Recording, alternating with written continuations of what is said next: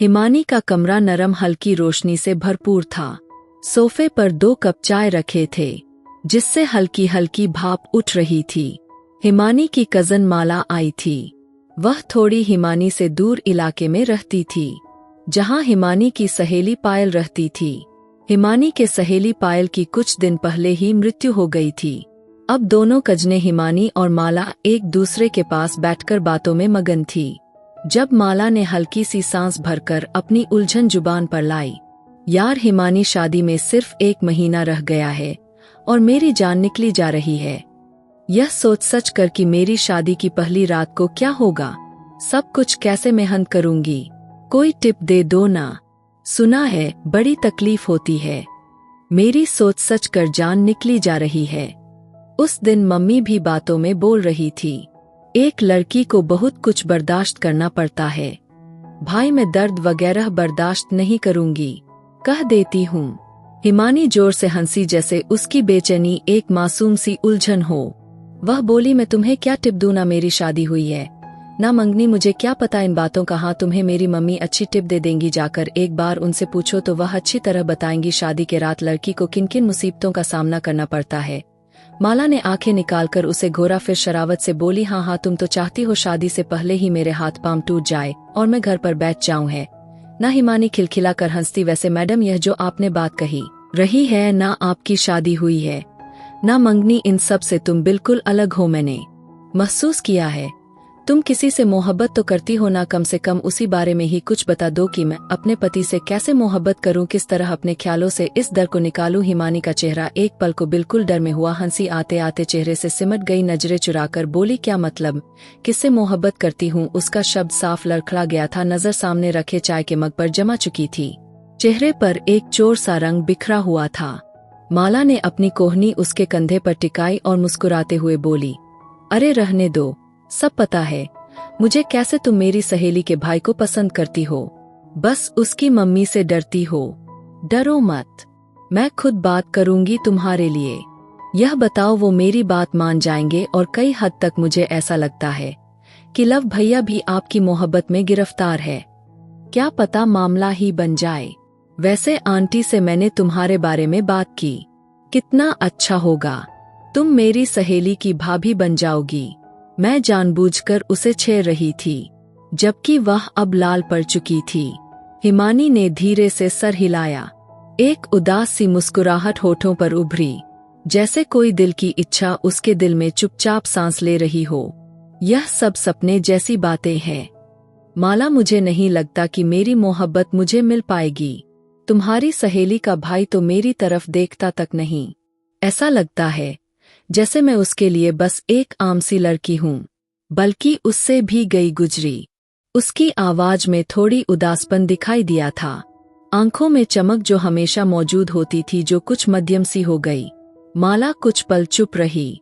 शायद वह हिमानी की उस खामोश इच्छा को समझ रही थी, या फिर अपनी शादी के डर को थोड़ी देर के लिए भूल चुकी थी।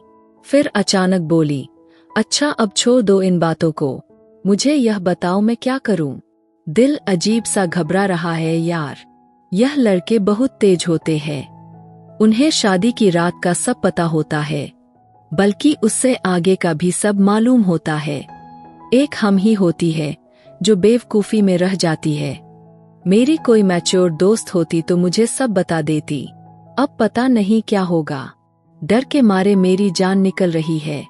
हिमानी ने अपनी चाय उठाई, एक घूंट लिया, फिर मुस्कुरा कर बोली, बस तुम चुप रहना, जो कुछ करना होगा मयूर जीजू खुद कर लेंगे, तुम चुपचाप से बैठ जाना, सब कुछ मैनेज हो जाएगा, ज्यादा सोचो मत। मोहब्बत नछावर करना वैसे भी लड़कों का ही काम होता है, अगर इस काम में भी हम आनाकानी करें तो यह तो नाइंसाफी होगी ना। शादी की पहली रात तुम्हारे दूल्हे के नाम माला हंसी थी, पहले हल्की सी फिर जोर जोर से हंसने लगी। क्या मतलब, मैं बस पत्थर की मूरत बनकर बैठ जाऊंगी। तुम्हारी भी बातें निराली है, अब इंसान हूँ, रिस्पांस तो करूंगी ना। मेरी बात का मतलब समझ रही हो ना। वह दहकते गालों के साथ बोली थी। हिमानी भी हंसने लगी, दोनों की हंसी कमरे में गूंजने लगी। जैसे पल भर को सब डर और उलझने थोड़ी देर के लिए पीछे रह गई हो और सिर्फ मोहब्बत ही मोहब्बत हो। अगर वह मासूम जानती ही नहीं थी हर मुस्कुराता हुआ चेहरा और हंसकर बात कर लेना सच्चाई नहीं होती। रात की स्याही चारों तरफ फैल चुकी थी। कमरे की खिड़की से हल्की सी चांदनी अंदर नजर आ रही थी। रोशनी इतनी धीमी थी, सिर्फ बिस्तर के पास रखे लैंप की लौ काफी महसूस हो रही थी। हिमानी अपने बिस्तर पर आधी लेटी हुई थी। एक किताब उसके हाथ में खुला हुआ था। वह पूरे ध्यान से उसे पढ़ रही थी।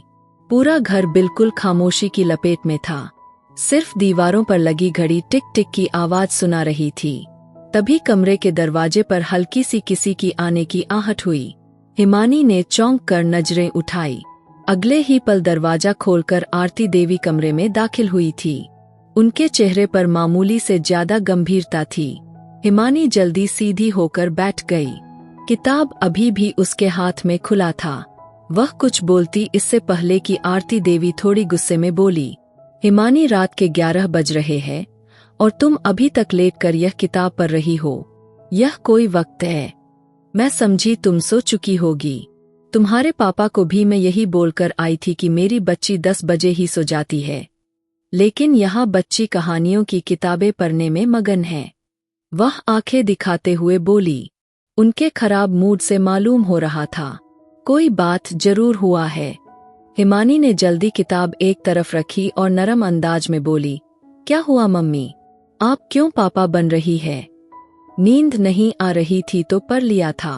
अब बताइए आपको कुछ चाहिए क्या? वह जल्दी सीधी हुई थी। मम्मी की डांट से शुरू से ही उसे बहुत डर लगता था।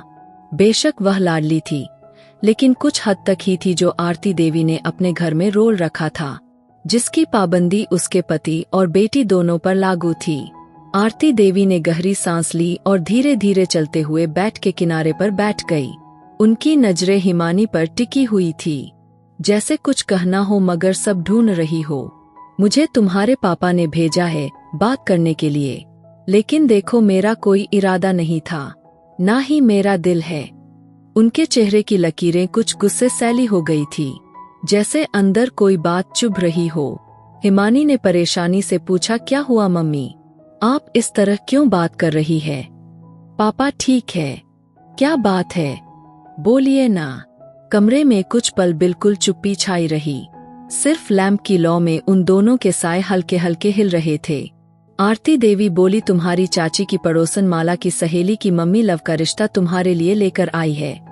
उन्होंने तुम्हारे बारे में बात की है, तुम्हारे पापा से, और अभी तुम्हारे पापा ने कुछ नहीं कहा है, लेकिन तुम जानती हो तुम्हारी आंटी का व्यवहार कैसा है। तुम्हारी चाची मुझे बता रही थी, उनके रिश्तेदारों से उनकी कभी नहीं बनती। वह अपनी नंदों को कुछ नहीं समझती। एक नंद तो उनकी मेरी सहेली है और वह थोड़ी लालची टाइप की है। पति उनका कुछ काम नहीं करता। बेटा के बारे में मुझे ज्यादा जानकारी नहीं है। कुछ महीने पहले ही उनकी बेटी की मृत्यु हुई है।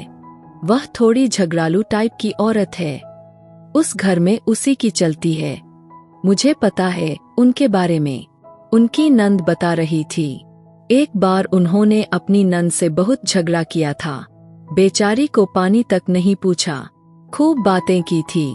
मैं क्या बताऊं, मेरा तो दिल ही बैठा जा रहा है।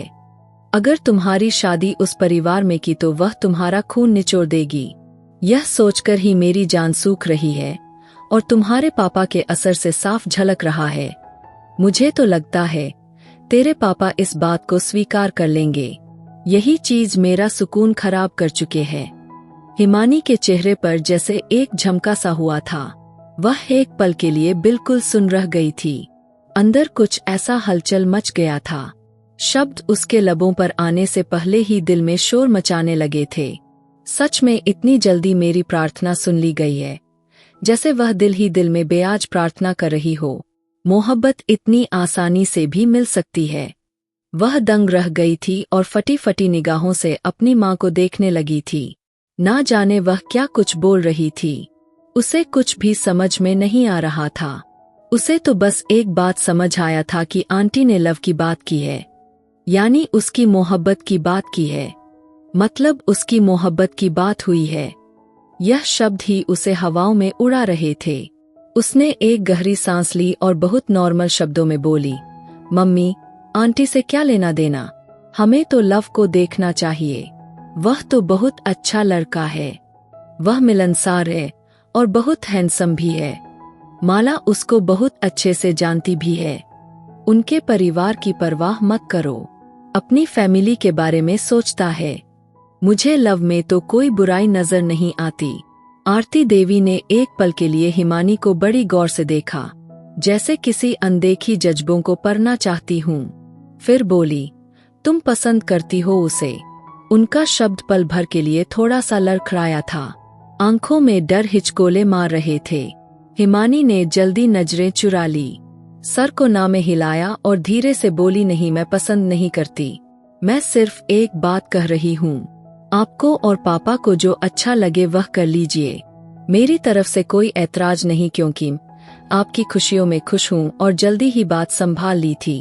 हाल डर से उसकी हथेली भीग चुकी थी। आरती देवी कुछ पल चुप से उसकी तरफ देखती रही। अच्छा ठीक है, फिर खड़ी हो गई। उन्होंने एक नजर अपनी बेटी पर डाली और बोली, अब सोने की कोशिश करो, बहुत रात हो रही है। अब मैं तुम्हारे कमरे की लाइट जली हुई ना देखूं। कुछ जिंदगी के रूल होते हैं जिसको फॉलो करना बहुत जरूरी होता है, समझी? यह कहते ही वह बाहर की तरफ बढ़ गई थी। दरवाजा बंद होते ही हिमानी के चेहरे पर एक ऐसी हल्की सी मुस्कुराहट फैल गई, जैसे किसी छुपी हुई खुशी ने दिल के अंदर चिराग जला दिया हो। अपने तकिए पर सर रखकर धीरे से मुस्कुराई और दिल ही दिल में भगवान का धन्यवाद किया। जो शब्द उसने जुबान से नहीं कहे, सिर्फ दिल की धड़कनों से कहे थे। वह बेहद खुश थी। आखिरकार बचपन की मोहब्बत उसे मिलने जा रही थी। उसे मालूम था अगर पापा ने अभी कुछ नहीं कहा तो शायद बाद में मान जाए। उसे तो सिर्फ अभी खुशियां मनानी थी। बात से बेखबर थी कि खुशियां इतनी आसानी से कभी अपनी किस्मत में शामिल नहीं होती। जोड़े आसमान पर बनते हैं, हम इंसान कुछ नहीं कर सकते सिवाय चुप रहने के, और यही चुप रहना उसके सुकून को खराब करने वाली थी। आज हवाओं में बहुत अलग तरह का शुरूर था। दमकते धूप की रोशनी पूरे हॉल को एक अलग ही असर दे रही थी। बरखा देवी सोफे पर आराम से बड़े सुकून भरे अंदाज में बैठी थी। इधर माला अपने आंगन में सामने सोफे पर कुछ झुकी हुई सी बैठी कुछ बात कर रही थी। शायद अपनी मम्मी से बात कर रही थी। उनके बीच हल्की फुल्की बातचीत हो रही थी। आवाज धीमी थी। इधर लव के घर में अचानक आंगन के बाहर दरवाजे से कदमों की आवाज सुनाई दी और लव अंदर दाखिल हुआ। चेहरा तपा हुआ था, आंखों में गुस्सा दिखाई दे रहा था उसके। बरका देवी अपनी बड़ी बेटी के साथ बैठे कुछ बातें कर रही थी। दोनों ने एक साथ नजर उठाकर देखा। आप किसके परमिशन से मेरा रिश्ता आंटी के घर लेकर गई थी? ना ही कोई नमस्ते, ना ही कोई दूसरी बात। सीधा वह भड़क उठा था। लव अपने कदम रोके 2 कदम आगे बढ़ते बोला। आवाज बहुत तेज थी मगर बड़े काबू में थी। मैंने आपसे कब कहा था मुझे माला से शादी करनी है? बेशक वह खूबसूरत है, पर रही है, लेकिन इसका मतलब यह तो नहीं है आप किसी से भी मेरा रिश्ता जोड़ देंगी। यह मेरी जिंदगी है मम्मी, आप उसको इस तरह इस्तेमाल नहीं कर सकती। मैं आपको किसी कीमत पर भी उस चीज की परमिशन नहीं दूंगा। आगे जाकर बहुत समस्याएं होती है। अगर पति के बीच संबंध अच्छे ना हुए तो आने वाली नस्ल भी बर्बाद हो जाती है। बरखा देवी धीरे से खड़ी हुई। उनका चेहरा बिल्कुल सुन्न था, लेकिन नजरों में एक माँ वाली फीलिंग मौजूद थी। तुम्हारी जिंदगी जरूर है, लेकिन यह जिंदगी मैंने तुम्हें दी है, वह हक से बोली थी। लव गुस्से से मुस्कुराया था। पैदा करके एहसान जताएंगी आप? क्या हो गया है आपको? बात क्यों नहीं समझ रही आप? वह लड़की मेरे काबिल नहीं। मैं एक अलग तरह का इंसान हूँ, जिसे जिंदगी अपनी मर्जी से जीनी होती है, और वह एक ऐसी लड़की है जिसकी जिंदगी को उसके माँ बाप ने कंट्रोल करके रखा हुआ है। इस बार वह बोला नहीं, बड़ी जोर से चिल्लाया था। इधर माला का घर बिल्कुल उनके सामने था। उसकी आवाज माला बहुत अच्छी तरह से सुन चुकी थी। माहौल की गंभीरता को कम करने के लिए जल्दी उनके घर में आ पहुंची। बोली, लव भैया बैठिए, क्या हो गया आपको? इस तरह गुस्सा करना एक बेवकूफ़ी की बात है। आप बैठकर तसल्ली से बात कर सकते हैं, इसमें कोई बुराई नहीं। अगर आप उसकी बुराइयों को छोड़कर अच्छाई को सोचोगे, वह लड़की भी आपको समझ आ जाएगी।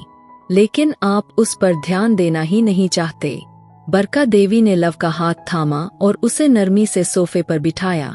बैठ जाओ, थोड़ा दिमाग से बात करो। जज्बात में बह कर कुछ भी कह देना ठीक नहीं। बेवजह तुम गुस्सा करके अपना खून भी जला रहे हो और मेरी जिंदगी भी खराब कर रहे हो। तुम अच्छी तरह जानते हो, मैं कभी भी कोई काम बिना फायदे के नहीं करती। तुम मेरे इकलौते बेटे हो। तुम अच्छी तरह जानते हो मेरे लिए तुम्हारे जज्बात हमेशा से क्या मायने रखते हैं। लव बेदिली से बैठ गया, मगर चेहरे पर अभी भी नाराजगी थी।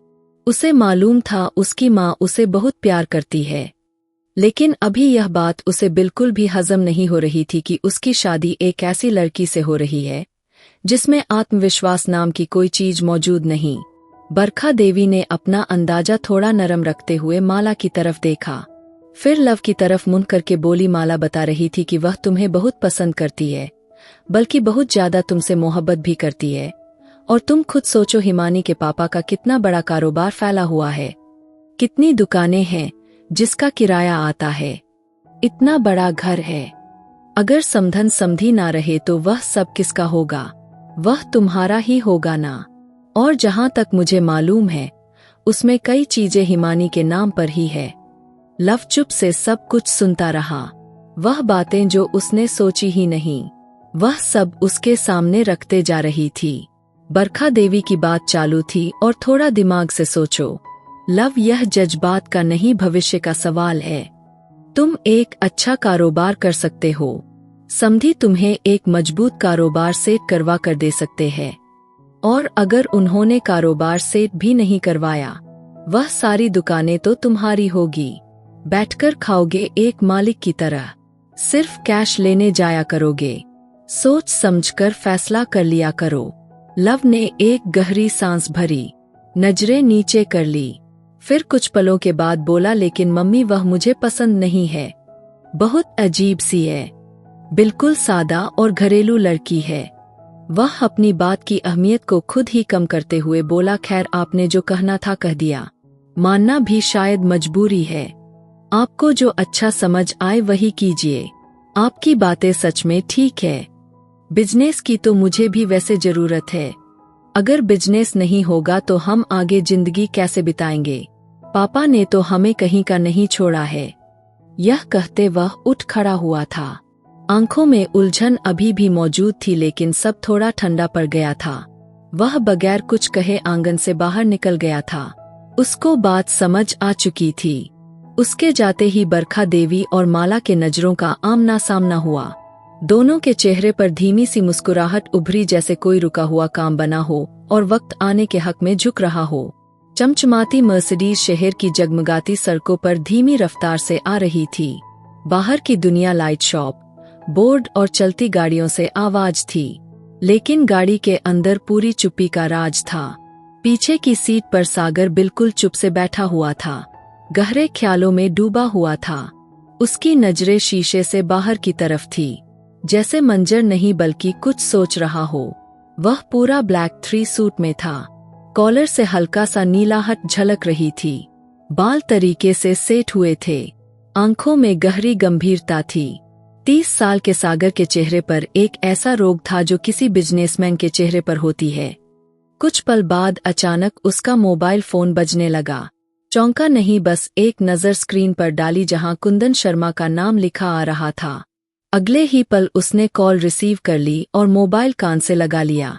अगर इस जगह कोई और आदमी होता, कभी भी फोन रिसीव ना करता।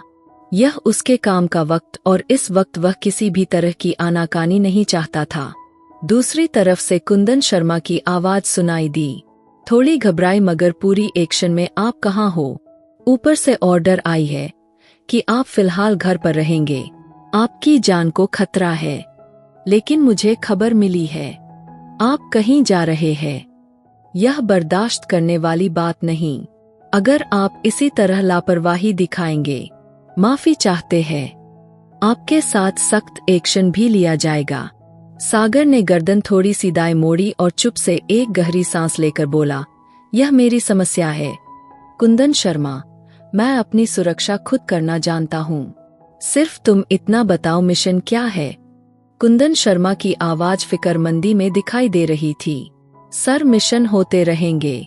अगर आपको कुछ हो गया तो हम ऊपर क्या जवाब देंगे? आप जानते हैं इस इलाके में आपकी क्या हैसियत है जो अपने दिमाग में लेकर आप काम करते हैं। यहाँ किसी के पास वैसा दिमाग नहीं। आप क्यों इतने जज्बाती हो रहे हैं?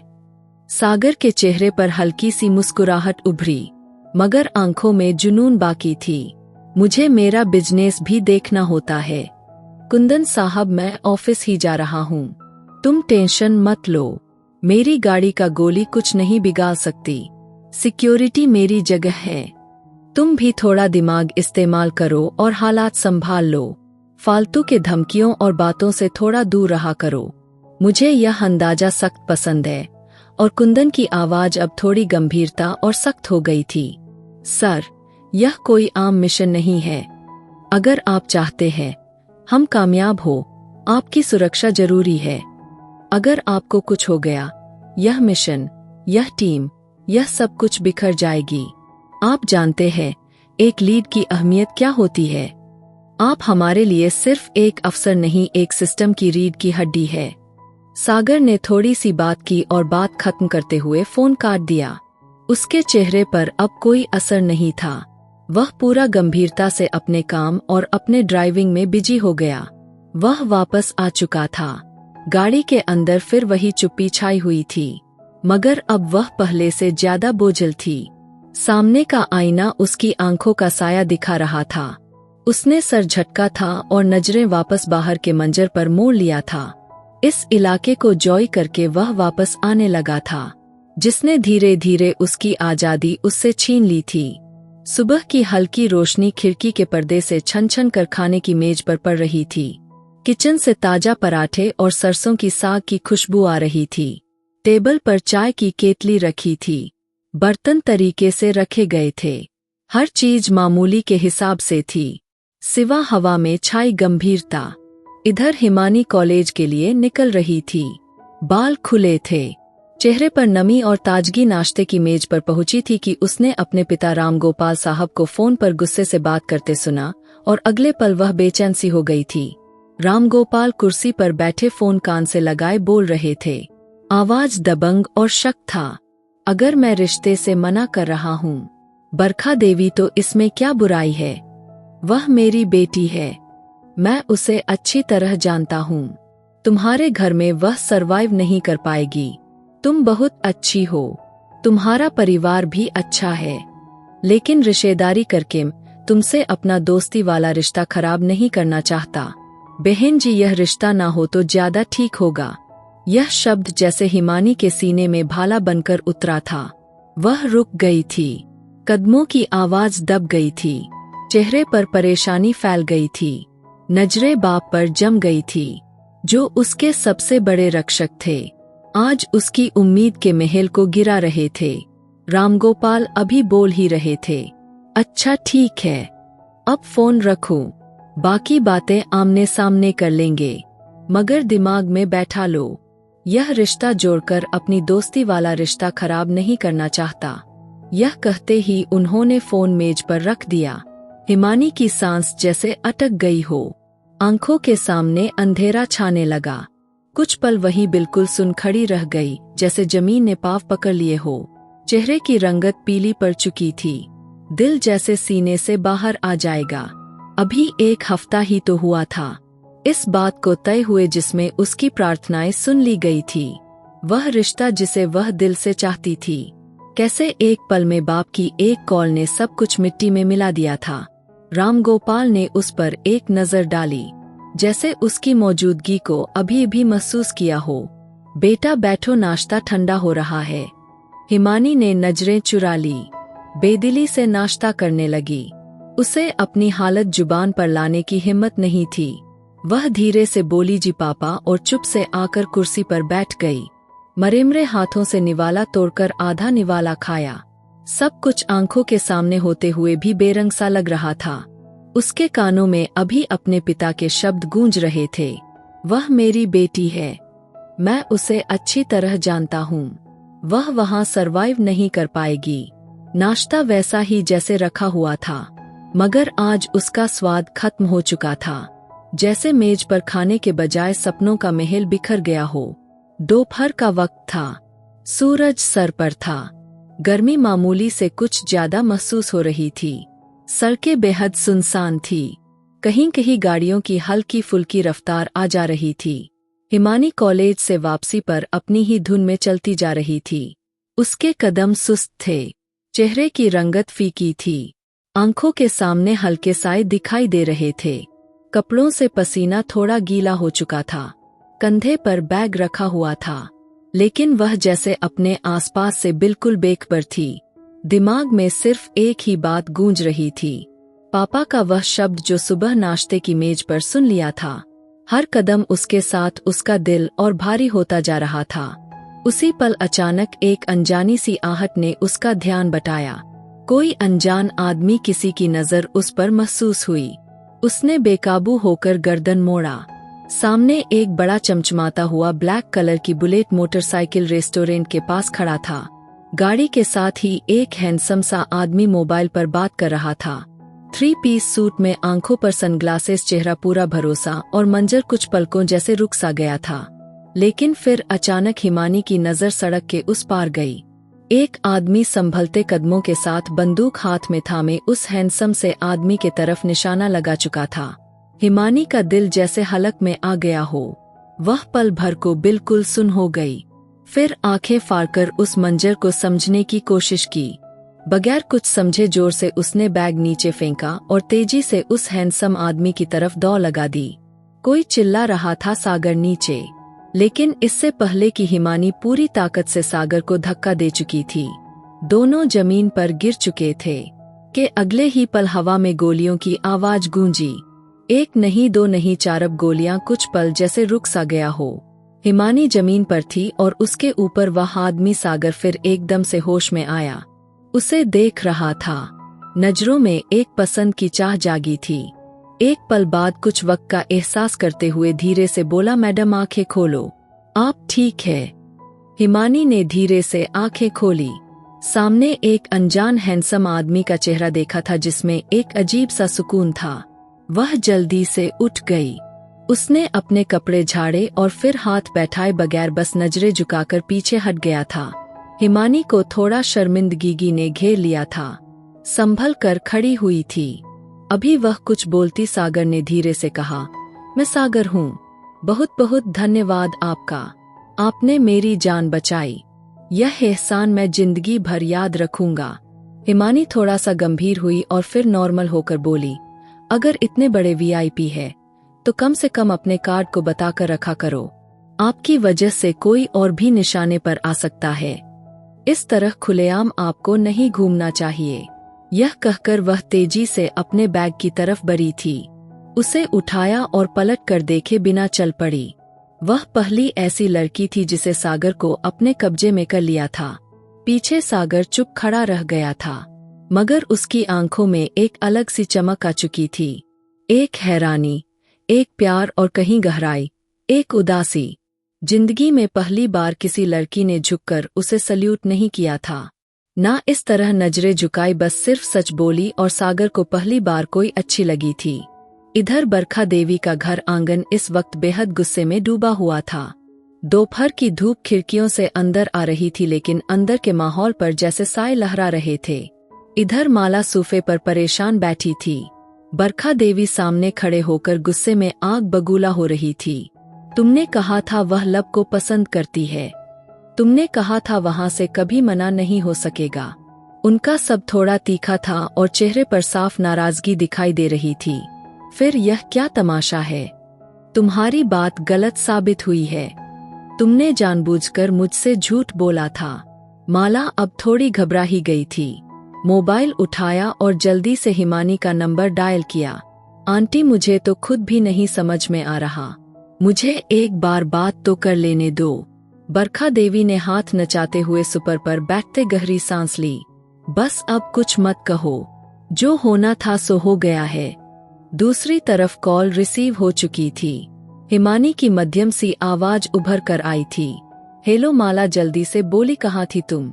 सुबह से फोन कर रही हूँ, तुम तो जैसे गायब हो गई हो। हिमानी का शब्द बुझा हुआ था। घर पर ही थी, अभी कॉलेज से आई हूँ। बोलो क्या हुआ? माला एक पल की देरी किए बिना फिर तनाव भरे शब्दों में बोली, ज्यादा भोली मत बनो। सब मालूम है, मुझे तुम्हारे पापा ने इस रिश्ते से मना कर दिया है और मैं मान ही नहीं सकती तुम्हें इस बात का पता ना हो। हिमानी कुछ पल चुप रही, फिर धीरे से बोली, हाँ मुझे पता है, लेकिन यह बड़ों के फैसले है, मैं क्या कर सकती हूँ? माला का सब तेज हुआ। मगर तुम लव को पसंद करती हो ना? फोन के लाइन पर कुछ पल को बिल्कुल चुप्पी छा गई थी। फिर हिमानी बहुत नरमी और ठहराव से बोली, हाँ पसंद करती हूँ, लेकिन तुम्हारे सहेली के भाई से ज्यादा मुझ पर मेरे माँ बाप का भी तो हक है। अगर मैं तुम्हारे सहेली के भाई को पसंद करती हूँ तो इसका मतलब यह नहीं कि अपने माँ बाप का कहना ना मानो। उन्होंने जो फैसला किया है उसमें जरूर कोई अच्छाई देखी होगी, इसलिए मैं बिल्कुल चुप हूँ। माला कुछ कहने वाली थी कि हिमानी बात को समेटते हुए बोली, खैर मेरे घर आओगी मैं सब कुछ बताऊंगी, फिलहाल मुझे कॉलेज के लिए असाइनमेंट पूरा करना है, बाद में बात करती हूँ। यह कहते ही फोन बंद हो गया था। माला बेहद उलझी हुई बैठी हुई थी। बरखा देवी ने बड़ी गुस्से भरे शब्दों में बोली, देख लिया तुम्हारी दोस्ती का नतीजा। उस लड़की ने तो तुम्हें कुछ समझा ही नहीं, और मैं पता नहीं क्या सोचकर उसके दरवाजे पर अपनी जुबान लेकर चली गई थी। यह कहकर वह सख्त भारी कदमों से उठी और गुस्से से अपने घर की तरफ बढ़ गई, जैसे कोई बहुत बड़ा नुकसान बर्दाश्त कर लिया हो जिसका दुख सबसे कहना बड़ा मुश्किल हो। आंगन की हवा में जैसे और भी भारीपन हो गया था। माला चुपचाप बैठी रही। बरखा देवी का दरवाजा जोर से बंद होने की आवाज पूरे घर में गूंजी थी। सागर का दफ्तर पूरी चुप्पी में डूबा हुआ था। कमरे की खिड़कियां बंद थी। एयर कंडीशन की हल्की आवाज पर मध्यम सी आवाज सुनाई दे रही थी। सामने की मेज पर कुछ फाइलें बड़ी सजाकर रखी हुई थी। एक तरफ लैपटॉप बंद हालत में पड़ा था और वह खुद अपनी घनी भव के नीचे गहरी नजर किसी ख्याल में डूबे कुर्सी की पीठ से टेक लगाए बैठा हुआ था। चेहरे पर मामूली से ज्यादा गंभीरता छाई हुई थी। आंखों में थकन के साथ किसी अनकहे सवाल की परछाइयां थी। दरवाजे पर धीरे से किसी की आहट हुई। इसके आगे की कहानी बहुत दिलचस्प रहने वाली है। क्या हिमानी की शादी लव से हो पाएगी या फिर हिमानी की शादी सागर से होगी? इसके आगे की कहानी जानने के लिए आप इसके दूसरे भाग को जरूर देखें। इसका दूसरा भाग आपको पहले भाग के कैप्शन में मिल जाएगा, वहां से आप पहला भाग देख सकते हैं। और हाँ, इस कहानी को मिस ना करें, बहुत दिलचस्प रहने वाली है यह कहानी। और मेरी वीडियो आप लोग जहां कहीं से भी देखते हैं, कमेंट में अपने शहर और राज्य का नाम जरूर बताएं। मुझे आप लोगों के कमेंट पढ़ने में बहुत ही आनंद आता है और उन सभी का मैं बहुत बहुत धन्यवाद करना चाहती हूं जो लोग मेरी वीडियो को देखते हैं, लाइक करते हैं और शेयर करते हैं। अगर आपको आज की कहानी पसंद आई है तो वीडियो को जरूर लाइक कीजिएगा और अपने दोस्तों के साथ शेयर भी कीजिएगा।